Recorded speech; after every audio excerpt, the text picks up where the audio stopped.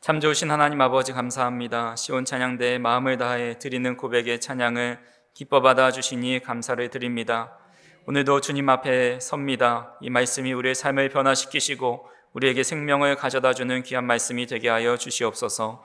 전하는 자나 듣는 자나 한 마음과 한 뜻이 되어서 주님의 말씀 앞에 서게 하시고 이 말씀이 오늘도 잃어버린 감사를 회복하고 참된 맥주절의 의미를 보낼 수 있도록 인도하여 주시옵소서. 예수님의 이름으로 기도하옵나이다. 아멘. 제가 문제를 하나 드리겠습니다. 요즘은 농사를 짓는 시대가 아니라서 잘 구분하기가 어려우시겠지만 사진을 하나 보시면 이 곡식은 어떤 곡식일까요? 네, 오늘은 맥주절이기 때문에 보리라는 것을 쉽게 예상할 수 있습니다. 그 다음 사진을 한번 보시면 이 곡식은 어떤 곡식일까요? 대단하시네요. 다 농사를 짓다 오신 분들이신지. 네, 밀입니다. 다음 사진을 한번 보시면 보리랑 밀의 차이는 이 곡식 알의 차이가 좀 있습니다. 그래서 알에 있는 게 보리이고 보리 알보다 더 큰 게 밀의 곡식 알입니다. 오늘은 교회력으로 맥주 감사절로 지키고 있습니다. 일반적으로 맥주절은 보리 추수에 감사하면서 우리가 감사의 절기로 지킨다고 생각을 하지만 사실은 그렇지 않습니다. 보리 맥자의 가을 추자 또 추수할 추자여서 보리겠지 하지만 레위기 23장 10절에 보면 이렇게 말씀하고 있습니다. 이스라엘 자손에게 말하여 이르라. 너희는 내가 너희에게 주는 땅에 들어가서 너희의 곡물을 거둘 때에 너희의 곡물의 첫 이삭 한 단을 제사장에게로 가져갈 것이요 라고 말씀합니다. 여기서 이스라엘 백성들이 가나안 땅에 들어가서 곡식을 얻게 되는데 그때 첫 이삭 한 단을 제사장에게 가지고 가라고 말합니다. 여기서 첫 이삭의 한 단은 보리를 의미합니다. 이스라엘 지역에서 보리는 3월 말에서 4월 중순에 수확합니다. 그때 거둔 수확을 여호와께 드리고 그날이 근데 맥주절이 아닙니다. 그 이후에 50일이 지나고 밀을 수확하게 되는데 그때 밀의 첫 수확을 드리는 날이 맥주절입니다. 레위기 23장 15절에서 16절에 보시면 안식일 이튿날 곧 너희가 요제로 곡식단을 가져온 날부터, 이게 앞에서 10절에 읽었었던 보리를 드린 날입니다. 그때부터 세어서 7 안식일의 수요를 채우고 7 안식일 이튿날까지 합하여 50일을 계수하여 새 소재를 여호와께 드리라 말씀하고 있습니다. 그러니까 안식일은 7일인데 7 안식일이라는 것은 7 곱하기 7주니까 49일이 되고 하루를 더해서 50일 뒤에 이제 새 소재를 여호와께 드리라 말씀합니다. 이때 새 소재가 밀입니다. 그러니까 보리와 밀을 혼동하듯이 우리는 맥주감사절을 보리 추수의 절기로 오해하지만 사실은 밀추수라는 것입니다. 또한 성경에서 맥주절을 7 곱하기 7이라는 숫자를 인용해서 77절이라고 하기도 하고 또 오순절 50일이라고 해서 오순절이라고 합니다. 근데 우리는 이미 4주 전에 오순절 성령 강림 주일로 지켰습니다. 그래서 오늘은 오순절 후 4번째 주일로 지키고 있는데 이 맥주절과 오순절이 같은 날이라면 왜 오순절을 한참 지나고 나서야 우리는 맥주절을 지키는 것일까요? 그래서 이미 오순절이 맥주절이기 때문에 이미 그날을 지켜서 7월에 굳이 지키지 않아도 된다라는 그런 논쟁을 벌이기도 합니다. 우리가 지금 오순절과 상관없이 7월 첫 번째 주일을 맥주절로 지키는 것은 우리나라의 농업 사활대와 관련이 있습니다. 우리나라는 6월 초에서 말에 밀을 수확하는데 그때까지 보리 추수를 하고 밀을 다 수확한 후에 이 전반기 때 그 수확하게 하신 은혜에 감사하면서 맥주 감사 주일을 7월 첫 번째 주일로 정해서 지키고 있는 것입니다. 그러면 또 하나 의문이 드는 것이 현대의 많은 사람들이 농업을 하기보다는 이 도시 속에서 살아가는데 굳이 농사를 짓고 열매에 감사하는 이 맥주절을 꼭 지켜야 하는 생각이 들기도 합니다. 만약 맥주절을 지켜야 한다면 맥주절과 비슷한 유대의 3대 절기라고 하는 유월절과 수장절도 함께 지켜야 하는 것이 아닌가라는 생각을 할 수도 있습니다. 영국의 복음주의 신학자 존 스토트 목사님은 하나님의 말씀은 두 층으로 되어 있다고 말을 합니다. 하나는 변하지 않는 본질입니다. 하나님의 말씀이나 가르침, 명령 같은 것을 의미합니다. 예를 들면 하나님을 사랑하라, 내 이웃을 내 몸과 같이 사랑하라라는 말씀이 이에 해당합니다. 또 하나는 그 말씀이 담겨있는 시대적 문화적 형식입니다. 예를 들어 제사 형식이나 노예 제도나 또 가부장 중심 사회구조 같은 겁니다. 이런 건 그때 그 시대 사람에게 맞는 방식이고 오늘날 우리에게는 적용하지 않아도 된다라는 겁니다. 그런 면에서 그 목사님은 성경에 나온 문화에 대해서 세 가지로 우리가 받아들일 수 있다고 합니다. 첫 번째는 전적인 거부입니다. 성경에 나온 문화는 이 시대와 다르기 때문에 그것을 전적으로 거부하는 겁니다. 두 번째는 문자주의적으로 받아들이는 겁니다. 성경의 말씀은 하나도 틀린 것이 없기 때문에 지금 문화와 환경에 상관없이 그 성경에 나온 표현 그대로 답습하는 겁니다. 세 번째는 문화적 조옹김을 하라는 겁니다. 문화적 조옹김은 성경에서 말씀하시는 그 본질을 잊지 않고 시대에 맞춰서 형태에 바꿔나갈 수 있다는 겁니다. 그래서 우리는 유월절은 예수님께서 유월절에 어린 양으로 오셔서 십자가 지시고 부활하신 것으로 지키고 있고, 또 수장절은 곡식을 저장하는 절기이기 때문에 현대에는 추수감사절의 의미를 담고 있다고 볼 수가 있습니다. 그렇다면 우리가 맥추감사주의를 지키는 것은 어떤 하나님의 마음을 품고 우리가 이것을 지켜야 할까요? 그것은 바로 감사입니다. 현대사회가 농경사회이든 도시사회이든 그 문화적 상황과 배경과 상관없이 하나님이 주신 이 절기를 통해서 감사라는 본질에 우리는 집중을 해야 한다는 겁니다. 하나님께서 우리가 이 절기를 지낼 때마다 어떤 감사를 하기를 원하시는지 이 절기를 주신 배경을 먼저 알아보아야 합니다. 이스라엘 백성들이 애굽에서 약 430년 동안 노예로 살아갔습니다. 하지만 하나님의 크신 팔로 그들을 애굽에서 탈출해 주셨는데 이것은 그들의 스스로의 자력으로 벗어날 수 없는 엄청난 사건입니다. 애굽 왕 바로는 그들을 놓아주지 않으려고 부단히 애를 썼지만 10가지 재앙을 다 겪고 나서야 두 손 두 발 다 들고 결국은 그들을 놓아주었습니다. 그들을 놓아주고도 미련을 놓지 못해서 최정예 부대를 파견해서 그들을 추격하게 하지만 결국 다 몰살당하고 맙니다. 고고학자들과 성경학자들은 출애굽 사건을 기원전 15세기 또는 13세기경으로 추정하는데 이 시기 이후로 이집트의 국제 영향력이 급속히 쇠퇴기에 들어갔다라고 이야기합니다. 그도 그럴 것이 10가지 재앙을 통해서 농업이 망하고 가축들은 대부분 죽었습니다. 또한 자연이 파괴되었고 또 장자의 죽음으로 사회적 큰 충격을 가져다 주고 그의 후계자의 문제도 발생하게 됩니다. 히브리인들은 그 당시 노동력이었는데 노동력 60만 명이 한순간에 사라졌으니 결국은 경제가 붕괴되고 홍해 사건으로 최정예 병력이 투입됐지만 그것에 몰살되어서 국방력이 약화되었기 때문입니다. 어떻게 이것을 사람의 힘으로 다 감당할 수 있었겠습니까? 그래서 성경은 이 모든 일을 행하신 이가 바로 하나님이시다라고 말씀합니다. 시편 136편 11절에서 12절 말씀을 같이 한번 읽어보겠습니다. 이스라엘을 그들 중에서 인도하여 내신 이에게 감사하라. 그 인자하심이 영원함이로다. 강한 손과 펴신 팔로 인도하여 내신 이에게 감사하라.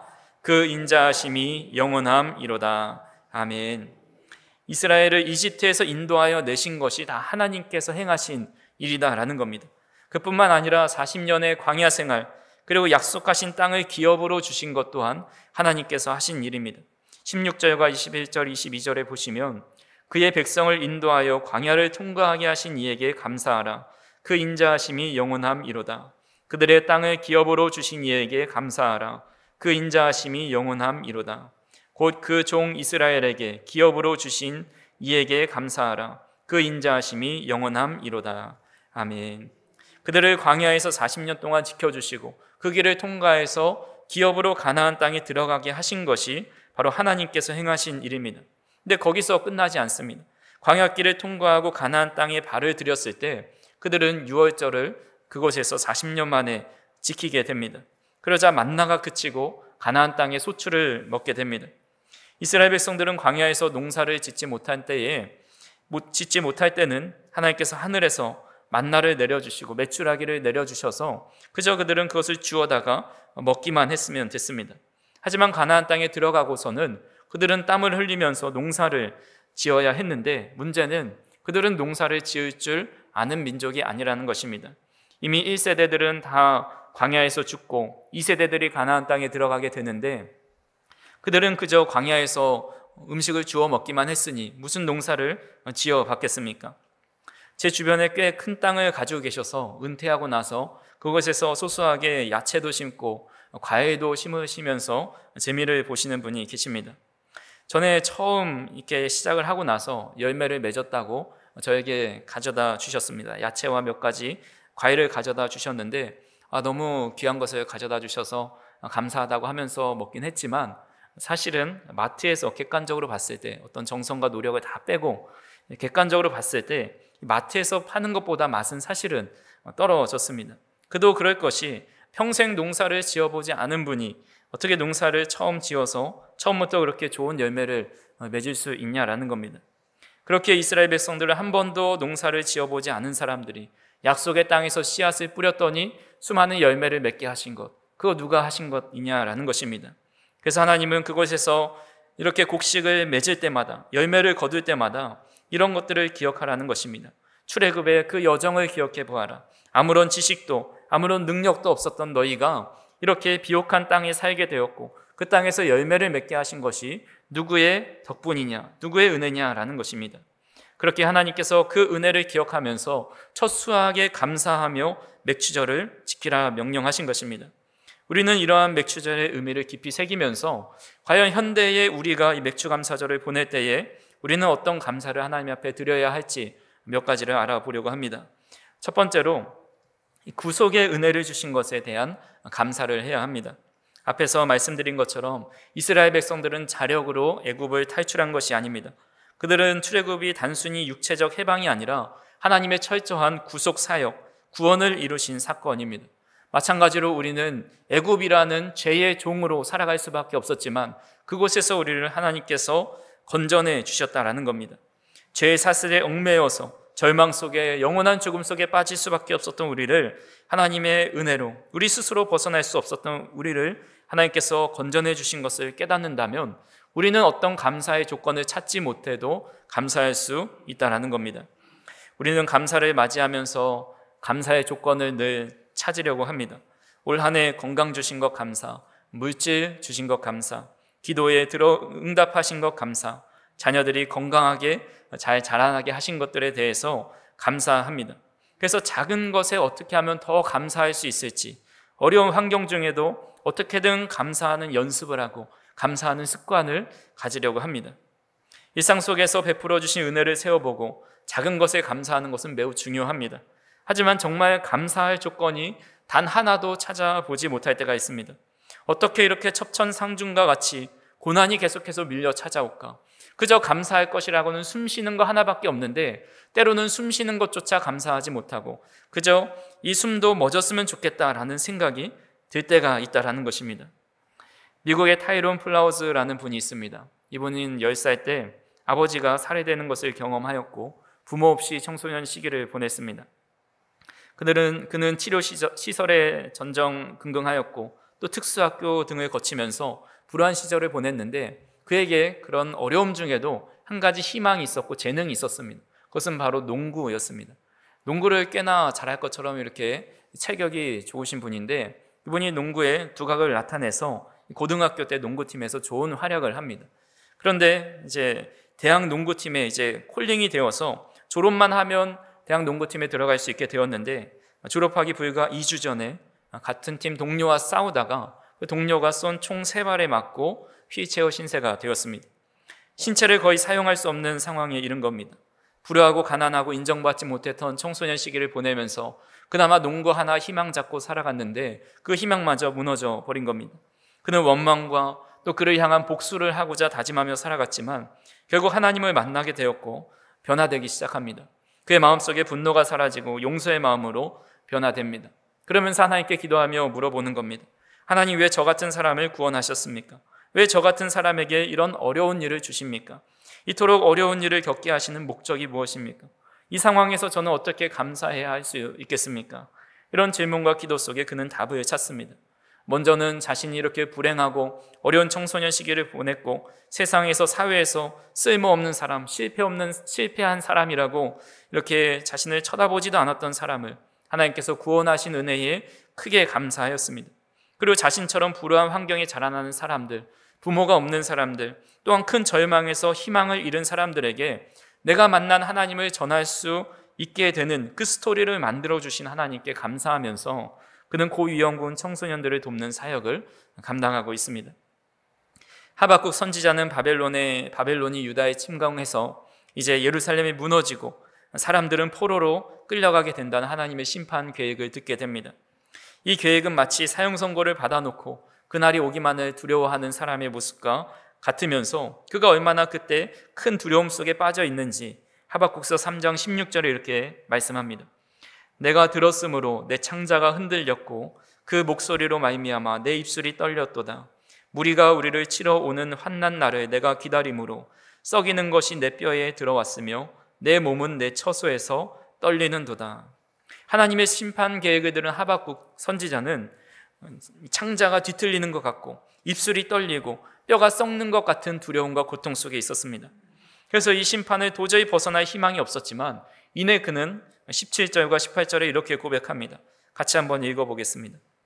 비록 무화과 나무가 무성하지 못하며 포도나무에 열매가 없으며 감람나무에 소출이 없으며 밭에 먹을 것이 없으며 우리의 양이 없으며 외양간에 소가 없을지라도 나는 여호와로 말미암아 즐거워하며 나의 구원의 하나님으로 말미암아 기뻐하리로다. 아멘. 하박국 선지자는 감사의 조건을 하나도 찾을 수 없음에도 불구하고 즐거워하고 찬양하며 감사하고 있습니다. 그 감사의 조건, 또 그 감사의 이유가 무엇입니까? 바로 자신을 구원하신 하나님 때문이라고 고백을 하고 있습니다. 소망을 이루어주는 감사의 힘이라는 책에서 이런 내용이 있습니다. 결과에 따라서만 감사하던 자세를 조건 없이 미리 감사하는 자세로 바꾸면 당신은 이제까지 경험하지 못했던 많은 변화들을 체험하게 될 것이다. 이런 점에서 감사는 마치 전기와 같다. 전기를 단순히 전등으로만 생각한다면 어둠을 물리치기 위해서만 스위치를 켤 것이다. 그러나 시야를 넓혀 전기를 무한한 에너지로 생각한다면 여러 용도에서 힘의 원동력이 될 수 있다. 감사도 마찬가지다. 당신은 감사를 고마움을 표현하는 단순한 행동으로 생각할 수도 있고 전기처럼 여러 용도에서 힘의 원천이 되는 에너지로 여길 수 있다라고 말을 합니다. 우리는 보통 기도의 응답이 되었을 때, 일이 잘 풀렸을 때, 아주 작은 감사의 조건이 있을 때 감사하려 합니다. 하지만 하나님은 우리에게 결과와 상관없이 환경과 상관없는 감사를 요구하고 계십니다. 특별히 구속의 은혜에 대해 깊이 깨달을 때 어떤 상황에서도 감사할 수 있는 믿음과 놀라운 은혜를 경험하게 됩니다. 그래서 저는 이 첫 번째 줄을 이렇게 좀 바꿔봤습니다. 결과에 따라서만 감사하던 자세를 구속의 은혜에 감사하는 자세로 바꾸면 당신은 이제까지 경험하지 못했던 많은 변화를 체험하게 될 것이다. 사랑하는 성도 여러분, 우리는 진노의 자녀였고 죄의 사슬을 끊지 못하는 죄의 종이었습니다. 평생 그렇게 살다가 죽을 수밖에 없는 우리들을 하나님께서 구원해 주셨습니다. 이렇게 구원하신 은혜를 진심으로 깨달은 경험이 있지 않으십니까? 그때 얼마나 감사했습니까? 나 같은 죄인 살리신 주 은혜 놀라워. 그 찬양의 가사가 그저 입술로 하는 가사의 고백이 아니라 정말 마음속에서 눈물을 흘리면서 주님께 찬양했던 때가 있지 않았습니까? 그때 불평과 불만과 짜증과 분노가 있었습니까? 삶은 여전히 힘들고 환경은 여전히 변하지 않아도 모든 것이 감사로 다가왔습니다. 구원하신 은혜 하나가 모든 불행과 아픔을 덮고도 남을 만큼의 감격과 은혜로 찾아온 것입니다. 온전한 감사를 회복하는 방법은 단 하나밖에 없습니다. 하나님께서 나를 구속하신 은혜를 다시 한번 깊이 깨닫는 것입니다. 그 은혜가 얼마나 큰지, 얼마나 하나님의 놀라운 역사인지를 깨닫는 것입니다. 그래서 우리는 맥주 감사주의를 보내면서 나를 이집트라는 죄악에서 구원하신 은혜를 깊이 깨닫고 어느 상황에서든지 구속하신 은혜로 말미암아 감사하며 찬양하는 우리 성도님들이 되시기를 간절히 소망합니다. 두 번째로 우리가 드려야 할 감사는 주변에 표현하는 감사입니다. 신명기 16장 10절에서 11절에 이렇게 말씀합니다.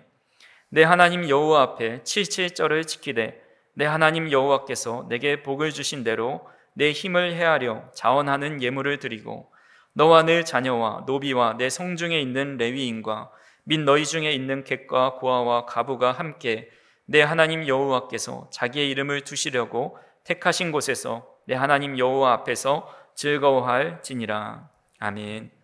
앞에서 제가 77절이 맥추절과 같다라고 말씀을 드렸습니다. 그러니까 맥추절에 복을 주신 대로 하나님께 예물을 드리고 감사하고 또한 내 자녀와 노비와 성중에 있는 레위인 및 객과 고아와 과부와 함께 여호와 앞에 즐거워하라 말씀합니다. 즉 하나님께만 감사할 것이 아니라 주변에 있는 자들에게 감사를 표현하라라는 겁니다. 제가 결혼할 때 저랑 친했던 목사님이 있습니다. 그분은 저랑 제 아내를 잘 알고 있어서 결혼의 과정을 다 아셨는데 저에게 결혼 전에 이런 말씀을 하셨습니다. 목사님, 결혼하면 늘 감사하는 마음을 가지고 사세요. 늘 고맙다는 말을 자주 하세요. 그것이 바로 가정이 행복해지는 길입니다 라는 말을 했습니다. 저는 그 말에 너무 공감했습니다. 제가 조금만 결혼이 늦어지면 40대를 향해 있어서 30이 꺾일 수도 있었고, 또 제가 모아놓았던 재산이 있는 것도 아니고 또 무슨 능력이 많은 것도 아닌데 저랑 결혼해 주는 것 자체가 얼마나 감사한 일인가, 그렇게 생각하면서 결혼하였습니다. 근데 결혼 생활하면서 늘 감사하는 마음이 있는 만큼 그것을 표현하는 것은 그것만큼 잘하지 못했다라는 생각이 듭니다. 성도님들은 어떠십니까? 주변에 아내나 남편에게 또 자녀에게 또 주변 사람들에게 감사를 잘 표현하고 계십니까? 무엇인가 내가 원하는 대로 잘 해줘서 감사를 표현하는 것이 아닙니다. 나 같은 사람과 같이 살아주는 것이 얼마나 감사합니까? 나 같은 사람을 키워주신 것이 얼마나 감사합니까? 나 같은 사람을 부모로 여겨주고 섬겨주는 것이 얼마나 감사합니까? 허물이 많고 잘못이 많은 나 같은 사람을 형제요 자매로 여겨주는 공동체가 있다는 것이 얼마나 감사합니까? 그래서 저도 설교를 준비하면서 이렇게 부족하고 어리숙한 목사를 담임으로 섬겨주시니 얼마나 감사한가, 이렇게 설교를 가만히 앉아서 듣고 계신 게 얼마나 감사한가 생각이 들면서 이 감사절을 통해서 감사를 좀 표현해야겠다 생각이 듭니다. 참으로 감사드립니다. 우리 옆에 계신 분에게도 이렇게 이야기했으면 좋겠습니다. 부부시라면 나와 같은 사람과 살아주셔서 감사합니다 이렇게 인사하시고, 교우시라면 나 같은 사람 곁에 있어서 감사합니다. 혹은 자녀와 이 부모의 관계라면 나 같은 부모를, 나 같은 자녀를 이렇게 섬겨주고 키워주셔서 감사합니다. 좀 길지만 생각나는 대로 옆 사람과 함께 인사해 보겠습니다. 네, 중요한 것은 나 같은 사람과 라는 말이 꼭 들어가야 한다라는 겁니다. 우리가 감사하다고 또 고백하다고 말하는 곳에는 싸움과 다툼이 사라집니다. 우리가 이 말 한마디에 얼마나 얼굴에 웃음이 생겨납니까? 감사를 고백하는 곳에 불행이 떠나고 웃음과 행복이 찾아오게 됩니다. 하나님께 드린 감사를 우리 주변에 하게 되면 하나님 앞에 감사와 찬양을 드렸던 그 마음이 우리 주변에 일어나게 됩니다. 그래서 맥추절은 축제와 같은 절기입니다. 곡식을 추수한 기쁨이 얼마나 기쁩니까? 그 기쁨의 축제를 하나님께만 올리고 나 자신에게만 돌리는 것이 아니라 그것을 우리 이웃에게 함께 나누며 잔치를 벌이는 것과 같습니다. 그래서 맥추절을 우리가 보내면서 우리가 서로 사랑했던 그 처음의 마음, 감사했던 마음을 회복하면서 어떤 조건이나 이득을 떠나서 존재 자체로 감사할 수 있는 저 우리 성도님들이 되기를 간절히 소망합니다. 그런데 문제가 하나 있습니다. 우리는 망각의 존재라는 겁니다. 감사가 지속되지 못합니다. 구속의 은혜와 존재 자체로 감사하던 것이 어느새 불평으로 가득 차게 됩니다. 그것을 방지하기 위해서 하나님은 처방전을 하나 내려주셨는데 그것은 바로 절기를 지키라는 겁니다. 오늘 본문 22절 23절에 77절 곧 맥주의 초실절을 지키고 새말에는 수장절을 지키라. 너희의 모든 남자는 매년 3번씩 주 여호와 이스라엘의 하나님 앞에 보일지라 라고 말씀합니다. 22절에 지키고 라는 말씀을 원어로 직역하면 너를 위하여 지키고 너를 위하여 지키라 라는 말씀입니다. 그래서 한글 성경이나 영어 성경에는 너를 위하여 라는 말이 많이 생략이 되어 있습니다. 절기를 지키는 것은 하나님을 위한 것일 뿐만 아니라 우리 자신을 위한 일입니다. 절기를 지켜서 하나님 앞에 그 은혜를 깨닫고 진심으로 감사하는 자가 되면 그 감사는 우리의 삶의 행복과 기쁨으로 나타나기 때문입니다. 그래서 이스라엘의 지혜서인 탈무드에 보면 이 세상에서 가장 부유한 사람은 자신이 가진 것을 만족하면서 항상 감사하며 사는 사람이다 라고 말을 했습니다. 감사하는 사람이 제일 부유한 사람이고 행복한 사람이라는 것입니다. 그래서 우리는 감사를 잊어버릴 때쯤에 와서 예배를 드리고 예배를 통해 구속의 은혜를 다시 한번 회복하고 구속의 은혜로 다시 한번 감사하면서 다시 세상으로 나아가는 겁니다. 그래서 우리는 맥주절, 이 1년에 한 번의 절기 혹은 3번의 절기뿐만 아니라 이 안식일을 제정하여 주시고 또 부활을 기념하는 절기로 우리 주일을 주셨는데 이것을 매 우리에게 허락하신 절기로 여기면서 이 절기 가운데 주님 앞에 나와 예배할 때에 하나님께서 우리를 구속하시고 은혜를 베풀어 주셨다는 사실을 예배 시간마다 깨달을 수 있는 은혜가 있기를 간절히 소망합니다. 그리고 더 나아가서 주일 한 번 예배를 넘어서서 우리가 주중에도 함께 힘을 내서 예배의 자리로 나올 때에 우리의 삶의 불평과 불만과 어려움들이 계속 찾아온다면 내가 하나님의 은혜를 망각해 가는 거구나, 주님의 은혜의 자리 그곳으로 나아가야겠다라는 것을 생각하시면서 그 자리로 나아오시길 바랍니다. 혹시라도 좀 멀어서 또 상황이 어려워서 나오지 못하는 분들은 제가 유튜브를 통해서 설교를 매번 편집해서 올리고 있습니다. 물론 화려하고 잘된 이렇게 많은 은혜가 되는 설교는 아니지만 그래도 하나님이 은혜를 주시면 그 말씀에서도 은혜를 얻을 수 있다고 생각을 하기 때문에 유튜브를 통해서 말씀을 들으시고 또 그 말씀을 가지고 골방으로 들어가셔서 기도의 자리로 나아가시길 바랍니다. 그러면 그때 하나님께서 우리에게 구속의 은혜를 다시 한번 깨닫게 하시고 그것으로 인하여 감사하는 삶을 살게 하십니다. 우리가 드리는 예배는 결코 헛되지 않고 이 예배를 통해서 예배하는 자들을 하나님은 늘 지키신다 말씀하십니다. 오늘 본문 24절을 같이 한번 읽어보겠습니다. 내가 이방 나라들을 내 앞에서 쫓아내고 내 지경을 넓히리니 내가 매년 3번씩 여호와 내 하나님을 뵈려고 올 때에 아무도 내 땅을 탐내지 못하리라. 아멘. 예배에 나가면 시간에 쫓기고 몸이 힘들고 삶에 해야 할 여러 일들이 밀려버릴 것 같지만 사실 하나님 앞에 나아갈 때에 아무도 우리의 땅을 누구도 탐내지 못한다라고 말씀합니다. 하나님께서 우리의 삶을 지켜주신다라는 약속을 하고 계십니다. 말씀을 정리합니다. 우리가 맥주 감사주일을 보내면서 우리가 반드시 기억해야 할 것은 하나님께서 나를 구속하여 주신 은혜, 우리 스스로 하나님의 자녀가 될 수 없었지만 하나님의 자녀로 삼아주신 그 은혜에 대해서 감사할 때 어떤 상황에서도 감사할 수 있다는 겁니다. 그리고 그 감사는 우리 혼자만 간직하는 것이 아니라 삶 속에 주변의 사람들에게 표현하고 나타낼 때 그 감사가 완성된다는 것입니다. 한 가지 미션을 드리겠습니다. 우리가 한 주 동안 다가오는 한 주간 동안 하루에 한 번 이상 감사의 말을 가족들에게 주변 이웃에게 실제로 말로 실천해 보시기 바랍니다. 그 실천이 한 주가 되고 2주가 되면 우리의 습관이 되고 우리의 삶이 됩니다. 감사하는 사람은 행복한 삶을 살 수 있고 감사하는 사람은 크고 풍성한 은혜를 누리며 살 수 있습니다. 그래서 맥주 감사절을 지키라 명하신 하나님의 마음, 하나님의 은혜에 감사하고 그것을 표현하라는 그 뜻을 우리가 잘 받들어서 일상의 삶에서 감사가 회복되고 또 세상이 줄 수 없는 기쁨과 즐거움이 우리 성도님들의 삶 가운데 가득 채워질 수 있기를 주님의 이름으로 축원합니다. 기도하시겠습니다. 사랑과 은혜가 풍성하신 하나님 아버지 참으로 감사합니다. 오늘도 우리가 예배를 통하여서 구속의 은혜와 하나님께서 우리를 얼마나 사랑하시는지 얼마나 놀라운 역사를 우리에게 베풀어 주셨는지를 다시 한번 깨닫게 하시니 감사를 드립니다. 우리의 삶이 아무것도 감사할 조건이 없다 할지라도 주님께서 우리를 구속하신 은혜 하나만으로 감사가 풍성히 넘치는 삶을 살게 하시고 그 감사의 표현들이 우리 주변으로 흘러 넘칠 수 있도록 인도하여 주시옵소서. 예수님의 이름으로 기도하옵나이다. 아멘.